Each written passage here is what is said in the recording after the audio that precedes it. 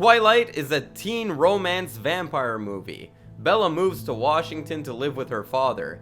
Being new to her high school, people are fascinated with her, especially Edward, who turns out to be a vampire. The film was directed by Catherine Hardwick and stars Kristen Stewart and Robert Pattinson.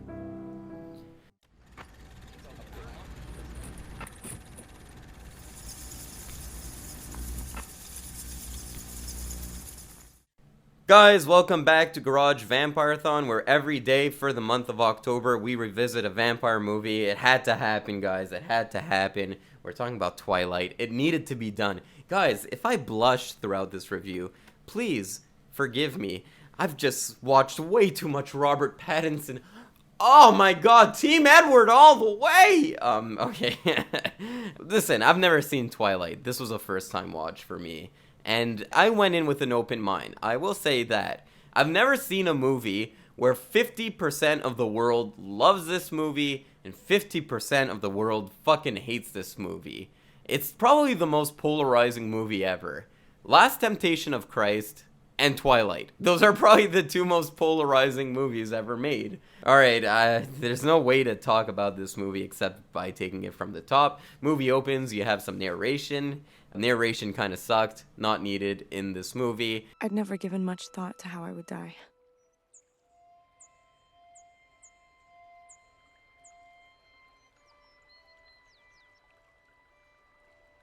But dying in the place of someone I love seems like a good way to go. And I feel like that's an overall problem with the movie, is I'm sure that the narration at the beginning is taken directly from the novel.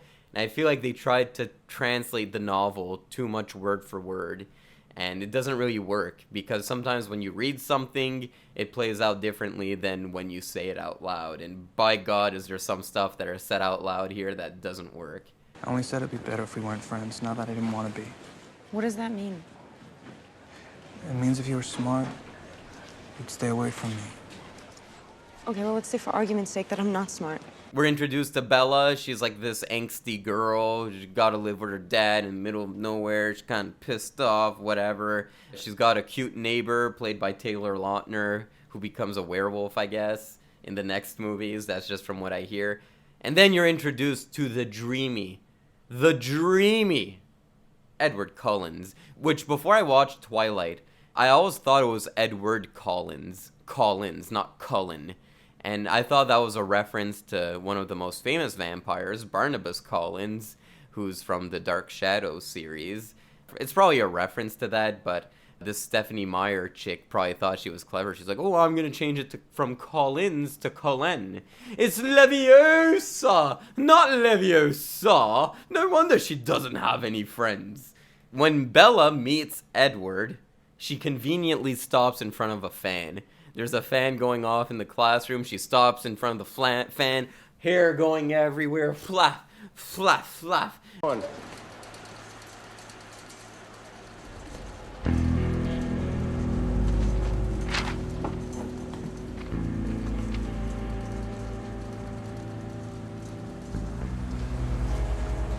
Hi.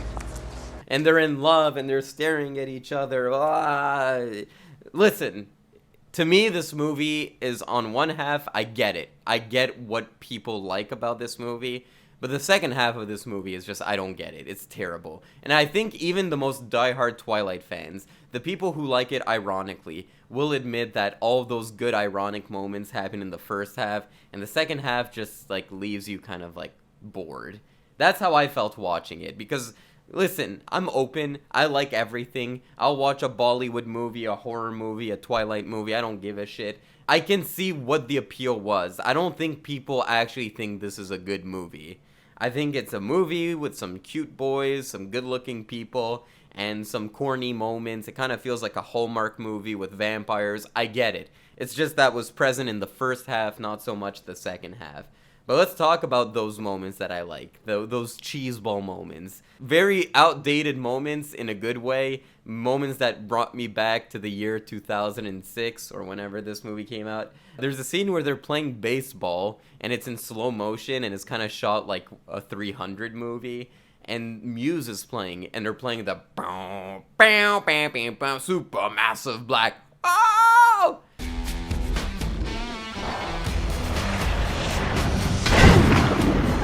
Okay, now I see why you need the thunder.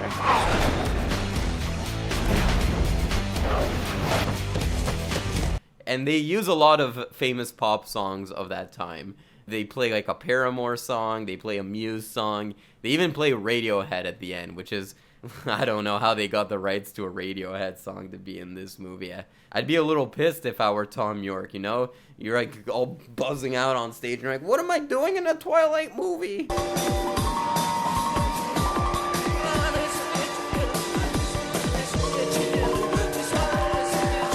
Another outdated thing is how they run up trees.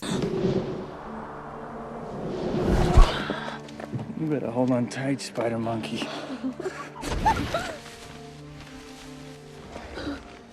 There's a scene where he's giving Bella a piggyback ride, and we don't see his legs move, you just see him move really fast along the forest.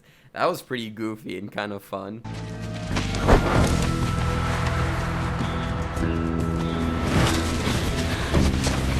What really confused me is that this is a pretty high budget production, given that I'm comparing this to a Hallmark movie.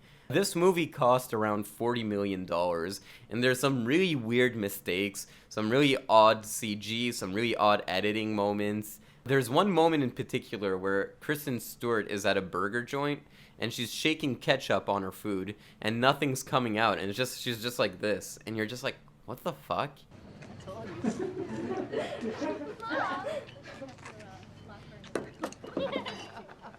Listen, mistakes happen, but I just feel like they're extremely glaring in this movie. And some cheeseball moments as well, the dialogue.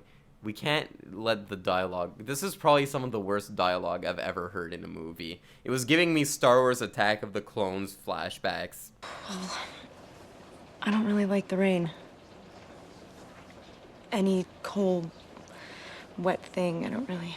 I don't like sand.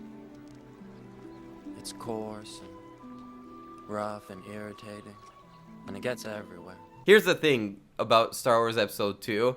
George Lucas is an old chunk of coal, and when he tries to write romantic dialogue, it just comes out as artificial.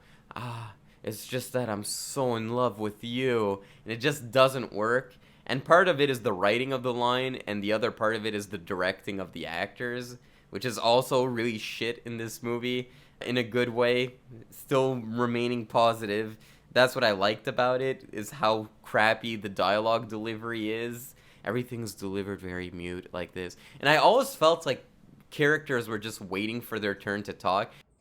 Alright guys, I'm editing this video, I'm at my sister's house, but I found this clip. And I didn't notice it while watching the movie, but now I'm starting to realize that somehow an outtake made it into the film. Anna Kendrick says her dialogue, and then she kind of forgets the line, and then her co-actress kind of tries to fill her in on it. Watch this clip. Tell me that this isn't an outtake. It really feels like an outtake.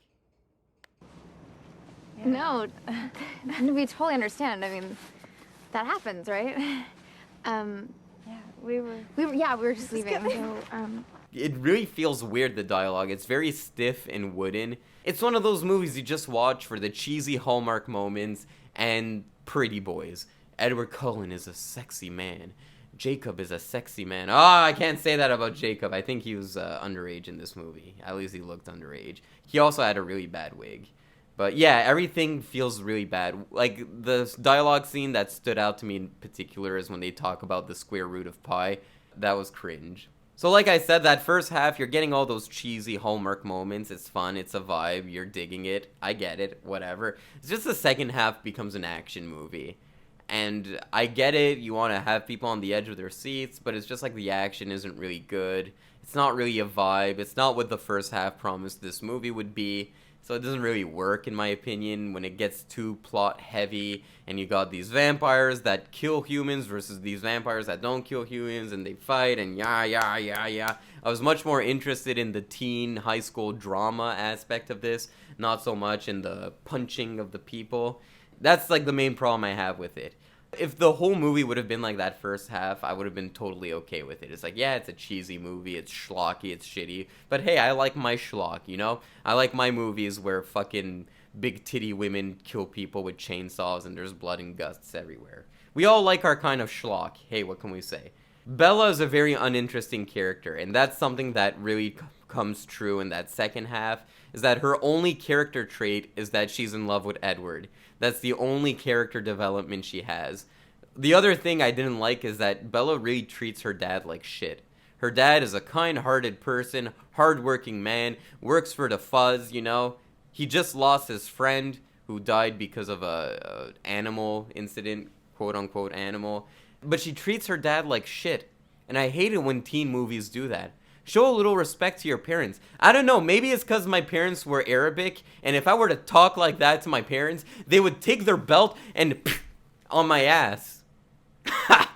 But this girl, she treats her dad like an ass. And then the dad's just like, well, okay, honey, oh, she's having one of her fits again. Like, no, come on. Crank out the old shahata and paf. That's what I was thinking.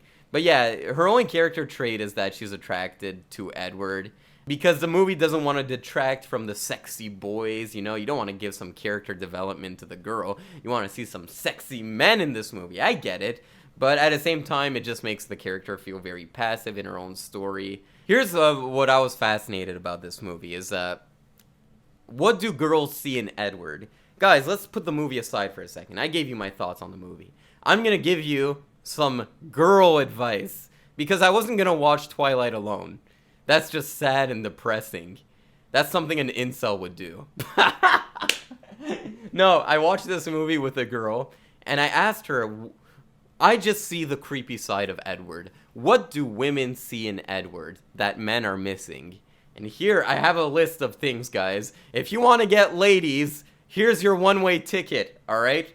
First, I have chivalry. Edward is a Victorian vampire, I guess. So he's a lot more chivalrous than your average modern-day man. So guys, when you take a lady on a date, pull her chair when she goes to sit down, open the door for her when you pull over in her parking, and be a very big gentleman. Speaking of gentlemen, she said that Edward rides the fine line between possessiveness and gentlemanliness. Guys, I can't encourage you to do this. This is a very tough act to do. This is a tightrope balancing act. You want to be a gentleman, but you don't want to be possessive. But you just want to be the correct amount of possessive. Again, these are not my words. This is the girl I watched the movie with said this. So take that with a grain of salt. If you try it and it fails miserably and you get called a creep by the girl you're trying to impress, don't come telling me that it's my fault I said to be a little possessive. These are not my words. Alright, next. He plays the piano and has really good taste in music. Guys, learn an instrument. Yeah, learn the guitar, I guess. And then hang out in the quad of your university and sing, saying that I love you. He's got good looks. Listen, guys, not much you can do about that. It's all about the gene pool. You can go to the barbershop, get a fresh cut, but other than that, ain't much you can do. Dress better, I guess. He tries hard. Don't try too hard, guys. And he's considerate. He doesn't want Bella to become a vampire. He could be very selfish and turn her into a vampire, but he chooses not to. He respects Bella and her decisions. So those are the keys to being as attractive as Edward. All the subscribers on this channel now, we got a little group of sexy men here. That's right, I'm the new Hitch. Except I don't slap Chris Rock. Alright, I don't even know what this review has become. Guys, do you like Twilight? Don't be afraid to admit it if you like it. It's a safe space, guys, to talk about the movies you love and don't love. I honestly didn't think it was that terrible. I grew up in the time where Twilight was the butt of every joke. It wasn't that bad. There's worse shit out there. There's more offensive shit out there. I'd take this over most Disney movies.